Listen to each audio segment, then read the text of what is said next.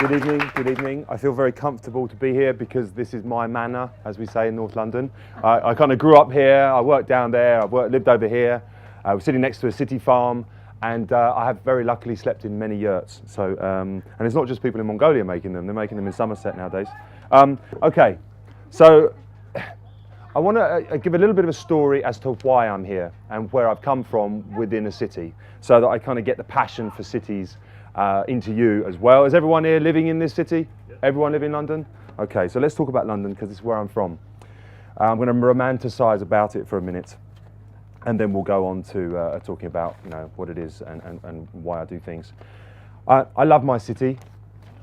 It's taught me everything I know. I was born and raised here, and I've lived here for 25 years as a chef. I've been around the world a couple of times, but I've always come back to London. It's, the most amazing thing about London is the fact that it's been able to import the most amazing food in the world to our doorsteps. And we forget that. We forget that food is flown in and shipped in every single day. And, I got used to the most fantastic food turning up on my doorstep every day. And pretty much so do you. And sometimes you forget that it takes a lot of energy to bring you that food. Some of this food would arrive so fresh that I couldn't even use it. Mozzarella from Naples, flying off a plane into a taxi, wasn't even, plane, taxi, restaurant, arrive, open the box, too fresh. So I had to wait 3 days for it to set, and then I could put it on a plate. Dover sole, same thing. From Newlyn Harbour, zipped up, the suppliers delivering it to your door, chucking it in with all the ice. Look at that, it's so fresh. And it's got the rigor mortis still in it. You got to wait 3 days before you can use it. So I mean, the irony is they can get it to you so fresh you can't even eat it because it's not at its best. Ironic. Anyway, so the culinary capacity of this city, I think, is second to none.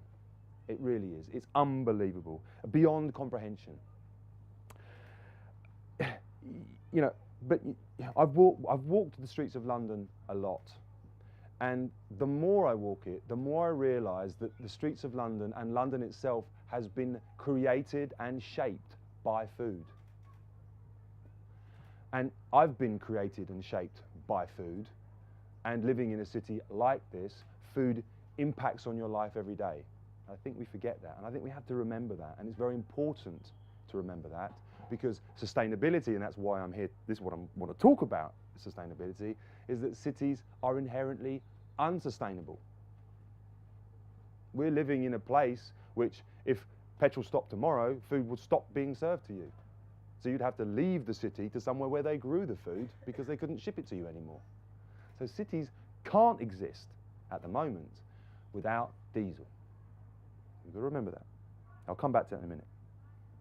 So, part of this Innocent Inspires journey, and they've asked me to come and talk and inspire people about food, is that I want to leave this city when I'm gone, dead and buried, and probably buried somewhere around here. I want to leave it more positively than when I found it. And I think that that's also sustainability, is that if you come in, how can you leave it more positively than when you found it? I think that's also an important aspect to this talk, which is, if you can positively impact on the environment that you're in, then I think you're going to be leaving with the thumbs up. But if you're negatively impacting constantly, then you're going to leave in debt to the future generations, either your children or your friends' children, because you're borrowing from their future, because they're going to be looking back in 20 years' time saying, man, you used up all my resources, man, that's not fair. You took what perhaps I deserved. Right, so we need to slow down with our consumption. Anyway, so the reason why I'm here sitting for 25 years of cooking, right? So I started when I was 16. I started with the Roux brothers, and you've heard of the Roux brothers. I was beaten and kicked and whipped and abused. I can swear brilliantly in French. I don't know what any of it means, but it's supposed to be really rude.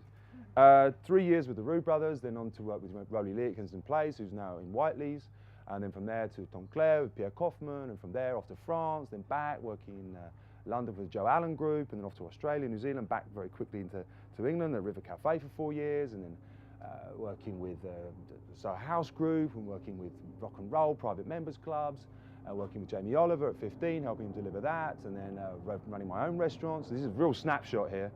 Acorn House, Waterhouse, and you know, that's about 19 years of cooking right there. And in that, you get this such amazing food on your plate, and you serve it, and you know, you have this unbelievable capacity to order and demand food from suppliers and growers, that you forget that actually it's the suppliers and growers that should be telling you what they've got and what's fresh. Because for the first 15 years of my life as a chef, you pick up the phone, bring me the best turbot, bring me the best salmon, bring me the best asparagus. It didn't matter where it's from, just get it to me, and I want it fresh, and I want it, it doesn't matter about the cost. That's an issue now, I think. It does matter what the cost is, both financially and environmentally. So, you know, this kind of, I got a little bit more meditative about my food when I realized that everything that I was buying in, which has been delivered in polystyrene, cardboard boxes, plastic, delivered in diesel trucks. You know, I was working in a very busy restaurant down here in Old Street, very busy. 752 rubbish pickups a year. That's twice a day.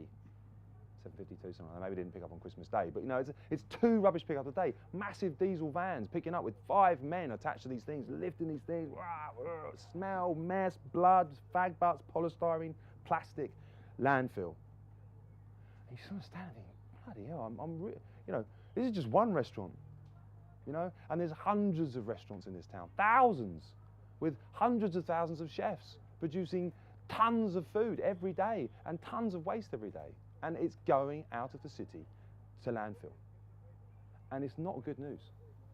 So I kind of want to talk about the good news and how can we change that? And it's about consumption. And it's about chefs understanding that they are just a part of the machine of what food is. And you as consumers need to understand that you are the people that should be demanding from that chef or that retailer or that shop or wherever you're going to get your food from to keep the relationship to food simple. And that's why I did the People's Supermarket, which was about if all of you joined together and said, let's buy food in an ethical way, let's go and find someone who produces cucumbers over here and tomatoes over there and apples over here and mushrooms over here, and if you're going to eat meat, let's go for that meat over there. You all know who the producer is, you all know how much you're paying them for it, you don't know that just to keep this engine room of food distribution going, you have to pay a little bit of money to keep the doors open, but that's it. So 18, 19 years of my food career drove me to realize, well, how do you educate people in buying food in a different way? Well, we've got to band together. We've got to understand where our food comes from. So, you know, the People's Supermarket was born. And, you know, I'm not going to bang on about the People's Supermarket, but it does work. 3 years old, the concept's 5 years old. And it's a community of people joining together, buying and selling food to each other. And it's talking about cutting out the middlemen, cutting out the hands that handle food. Producer, distributor, consumer. And somewhere in the middle there's a small shop which buys and sells the food for you, rather than these massive supermarkets which are dealing with billions of pounds worth of food and generating hundreds of thousands of tons of food waste a year. So that's my freestyle about my career so far. Let's talk a little bit about trying to understand how to get this message across. Okay, so it's all very well for one person to have found it out for themselves. I'd like to say that I got to this point, but it's, you know, you can stand there and say, well, this is what you should be doing. But, you know, you need to get people to understand the mechanism so they can really start to make a change. Because people say, you know, that, you know, I was asked to kind of, can you let people know how to make a change? Well, the change that I want to talk about is sustainability and how do you move towards sustainability. It's great if you want to move to the countryside where everyone kind of barters for their eggs and someone then has a sheep and someone has some wool, and I know it sounds a bit crazy, but this country is much more sustainable than a city.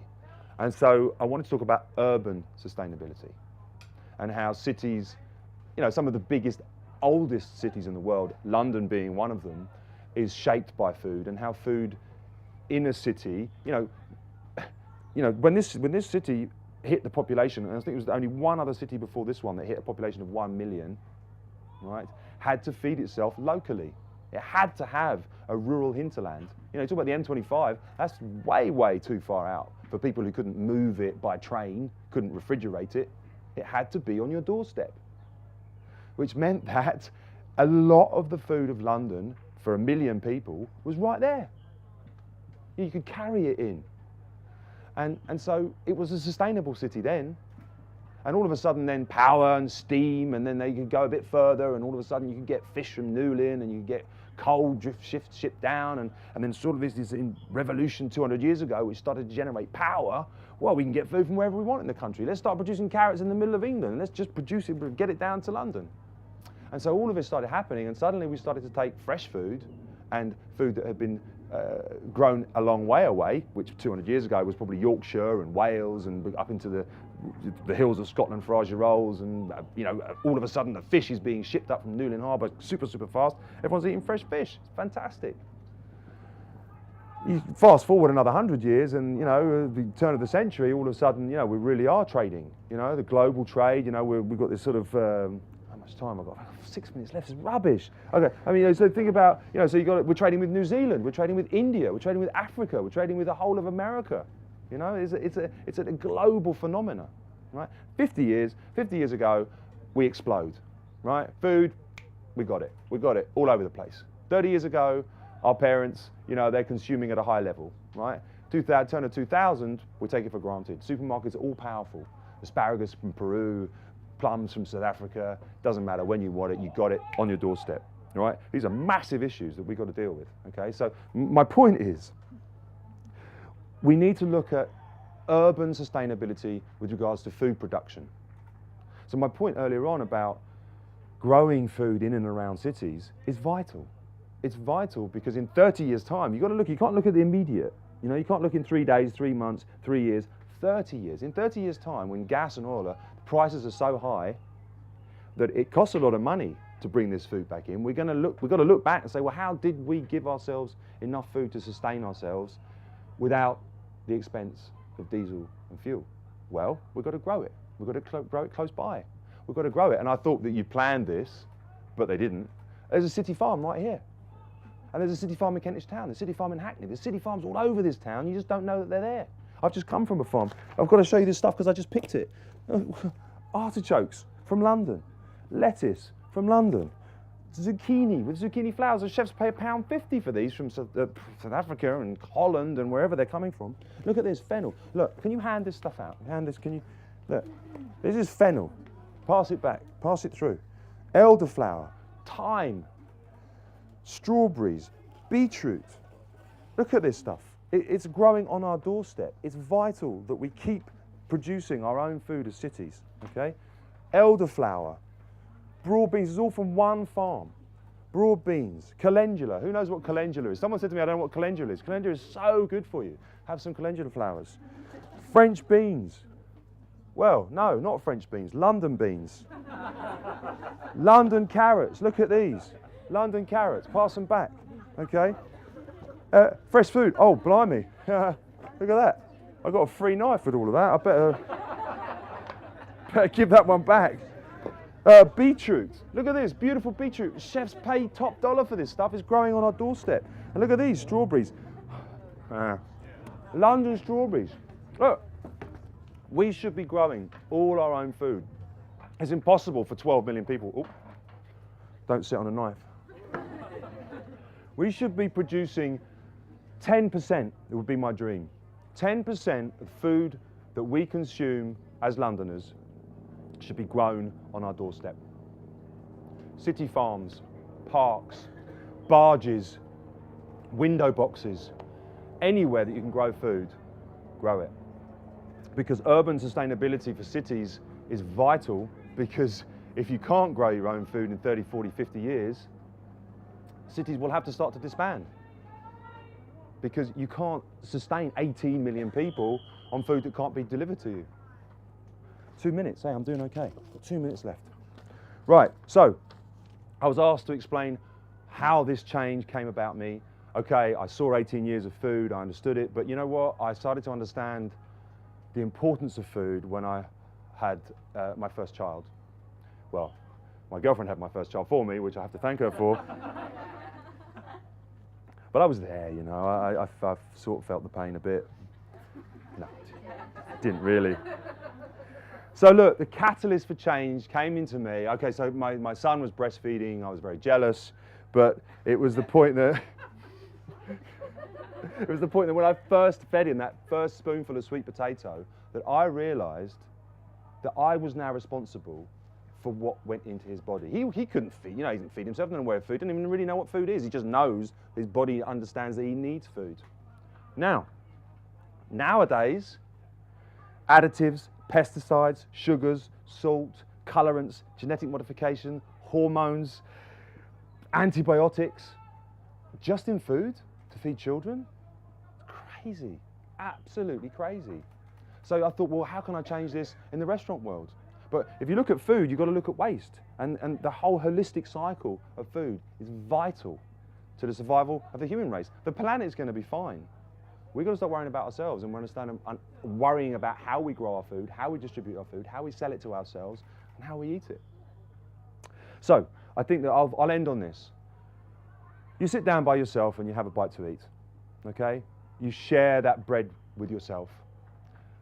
It's a nice thing to do, but it's lovely to share with somebody else. And when you share food together, it creates a belief in that food. And it sets the tone for that room or that house. So you've created a small community around food. And that's what's wonderful about food, is that it brings people together. It brings people together, okay? Now, a family of 4 or 6 or 8 is a community in itself, and it brings people together every Sunday lunch or Friday evening or whenever it is that your family gets together or your mates get together as a community to share food. It's important because a community of people, you're deciding where your food comes from. Because you've had to buy it, and you've had to get it home, you've had to cook it, and you're sharing it. Now, the block of flats that you live in, or the house or the street that you live in, is a community. It's a community of people. You may not know any of them, but you should. Just knock on their door, have some beetroot, have some London beans. A borough of people is a community. 2 boroughs, Camden, Haringey, all of a sudden a city is a community. So a community of people that decides where it buys its food from is vital to the success of the community and to the producers who are delivering food to that community. And the relationship that you build with producers is vital for the future of sustainable cities. So if you start to think of it as a city and as a nation and as a world, you start to think, well, as a world, we're a community of food eaters. We need to have a direct relationship with the community of food producers. And so my idea is, or my thought, or my idea for coming to inspire you, is cities need to start to understand that the rural population is important to us, but we're important to as an urban population, we're important to the rural population. And the two of us have a symbiotic relationship. Without each other, we can't exist. So support your local growers, grow food in cities, and understand that food is your medicine. Thank you very much.